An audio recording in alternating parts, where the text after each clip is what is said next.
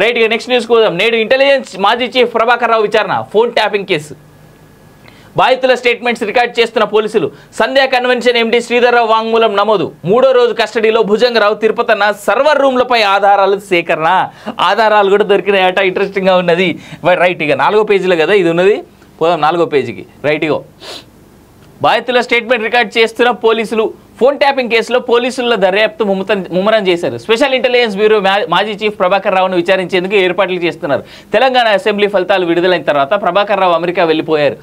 ఎస్ఐబిలో logger room ధ్వంసం, phone tapping కేసులో Praneeth Rao arrest చేసిన తర్వాత ప్రభాకర్ రావును కూడా ఈ కేసులో ఇంతుడిగా చేర్చారు.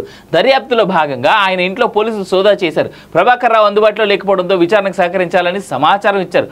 పోలీసుల సూచనలతో ప్రభాకర్ రావు హైదరాబాద్కు వచ్చినట్టు తెలిసింది. సోమవారం స్పెషల్ టీం ముందు హాజరవనున్నట్టు సమాచారం. బాధితుల స్టేట్మెంట్స్ రికార్డ్. ఫోన్ ట్యాపింగ్ కేసులో దర్యాప్తులో భాగంగా పోలీసులు బాధితుల నుంచి సాక్ష్యాలు, సాంకేతిక ఆధారాలు సేకరిస్తున్నారు. ఇందులో భాగంగా రియల్ ఎస్టేట్ వ్యాపారి సంధ్యా కన్వెన్షన్ ఎండీ సంధ్యా శ్రీధర్రావును ఆదివారం విచారించారు. ఫోన్ ట్యాపింగ్ ద్వారా తనపై అక్రమ కేసులు పెట్టారని శ్రీధర్రావు ఇప్పటికే పంజాగుట్ట పోలీసులకు ఫిర్యాదు చేశారు. పోలీసుల పిలుపుతో శ్రీధర్రావు తన అడ్వకేట్తో కలిసి బంజారాహిల్స్ పిఎస్కు వచ్చారు. శ్రీధర్రావు ఫిర్యాదు ఆధారంగా స్పెషల్ టీం పోలీసులు విచారించారు.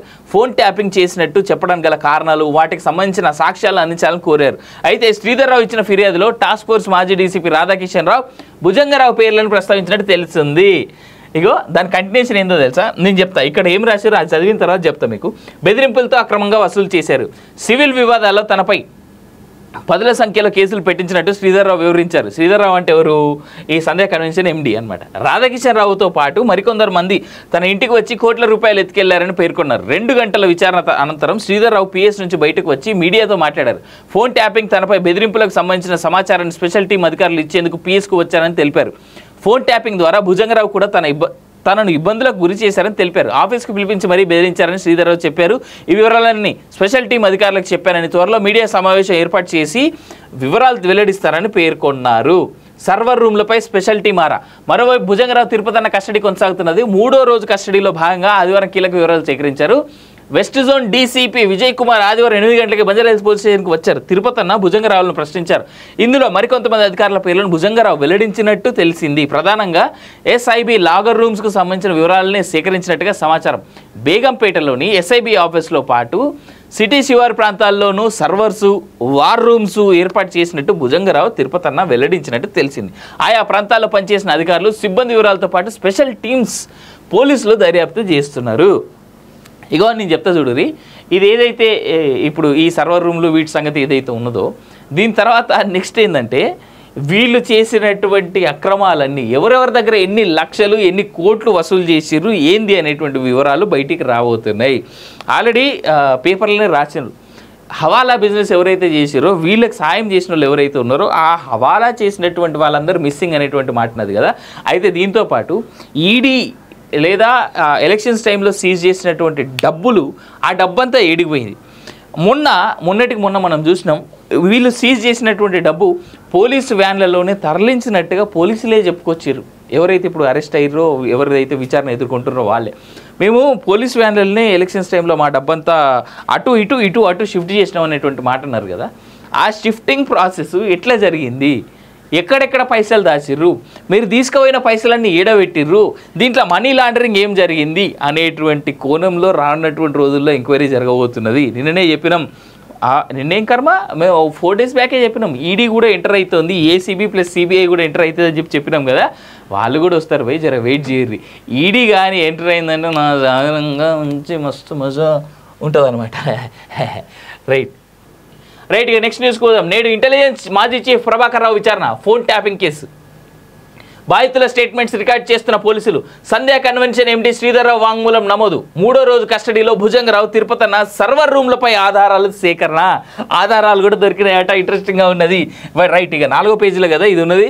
పోదాం 4వ పేజీకి. రైట్ ఇగో బాధితుల స్టేట్మెంట్ రికార్డ్ చేస్తున్న పోలీసులు. ఫోన్ ట్యాపింగ్ కేసులో పోలీసుల దర్యాప్తు ముమ్మరం చేశారు. స్పెషల్ ఇంటెలిజెన్స్ బ్యూరో మాజీ చీఫ్ ప్రభాకర్ రావును విచారించేందుకు ఏర్పాట్లు చేస్తున్నారు. తెలంగాణ అసెంబ్లీ ఫలితాలు విడుదలైన తర్వాత ప్రభాకర్ రావు అమెరికా వెళ్లిపోయారు. ఎస్ఐబిలో లాగర్ రూమ్ ధ్వంసం, ఫోన్ ట్యాపింగ్ కేసులో ప్రణీత్రావు అరెస్ట్ చేసిన తర్వాత ప్రభాకర్ రావును కూడా ఈ కేసులో నిందితుడిగా చేర్చారు. దర్యాప్తులో భాగంగా ఆయన ఇంట్లో పోలీసులు సోదా చేశారు. ప్రభాకర్ రావు అందుబాటులో లేకపోవడంతో విచారణకు సహకరించాలని సమాచారం ఇచ్చారు. పోలీసుల సూచనలతో ప్రభాకర్ రావు హైదరాబాద్కు వచ్చినట్టు తెలిసింది. సోమవారం స్పెషల్ టీం ముందు హాజరవనున్నట్టు సమాచారం. బాధితుల స్టేట్మెంట్స్ రికార్డ్. ఫోన్ ట్యాపింగ్ కేసులో దర్యాప్తులో భాగంగా పోలీసులు బాధితుల నుంచి సాక్ష్యాలు, సాంకేతిక ఆధారాలను సేకరిస్తున్నారు. ఇందులో భాగంగా రియల్ ఎస్టేట్ వ్యాపారి సంధ్యా కన్వెన్షన్ ఎండి సంధ్యా శ్రీధర్రావును ఆదివారం విచారించారు. ఫోన్ ట్యాపింగ్ ద్వారా తనపై అక్రమ కేసులు పెట్టారని శ్రీధర్రావు ఇప్పటికే పంజాగుట్ట పోలీసులకు ఫిర్యాదు చేశారు. పోలీసుల పిలుపుతో శ్రీధర్రావు తన అడ్వకేట్తో కలిసి బంజారాహిల్స్ పిఎస్కు వచ్చారు. శ్రీధర్రావు ఫిర్యాదు ఆధారంగా స్పెషల్ టీం పోలీసులు విచారించారు. ఫోన్ ట్యాపింగ్ చేసినట్టు చెప్పడానికి గల కారణాలు, వాటికి సంబంధించిన సాక్ష్యాలు అందించాలని కోరారు. అయితే శ్రీధర్రావు ఇచ్చిన ఫిర్యాదులో టాస్క్ ఫోర్స్ మాజీ డీసీపీ రాధాకిషన్ రావు, భుజంగరావు పేర్లను ప్రస్తావించినట్టు తెలిసింది. ఇగో దాని కంటిన్యూషన్ ఏందో తెలుసా, నేను చెప్తా. ఇక్కడ ఏం రాశారు అది చదివిన తర్వాత చెప్తా మీకు. బెదిరింపులతో అక్రమంగా వసూలు చేశారు. సివిల్ వివాదాల్లో తనపై 10ల సంఖ్యలో కేసులు పెట్టించినట్టు శ్రీధర్రావు వివరించారు. శ్రీధర్రావు అంటే ఎవరు?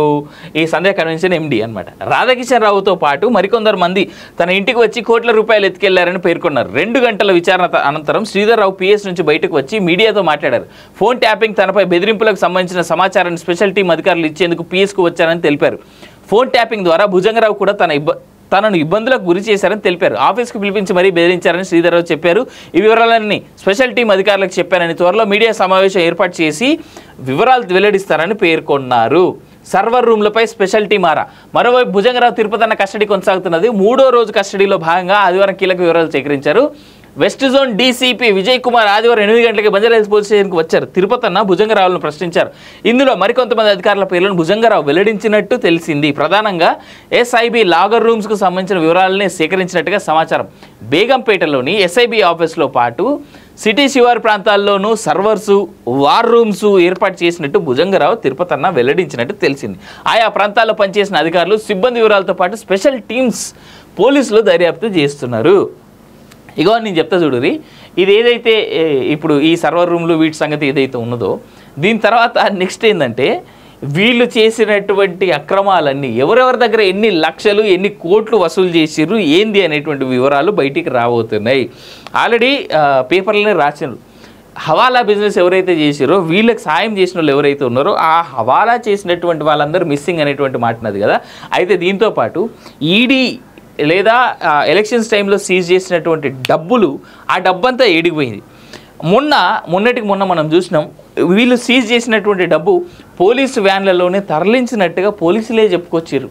ఎవరైతే ఇప్పుడు అరెస్ట్ అయ్యారో, ఎవరైతే విచారణ ఎదుర్కొంటున్నారో వాళ్ళే, మేము పోలీస్ వ్యాన్లనే ఎలక్షన్స్ టైంలో మా డబ్బంతా అటు షిఫ్ట్ చేసినాం అనేటువంటి మాట అన్నారు కదా.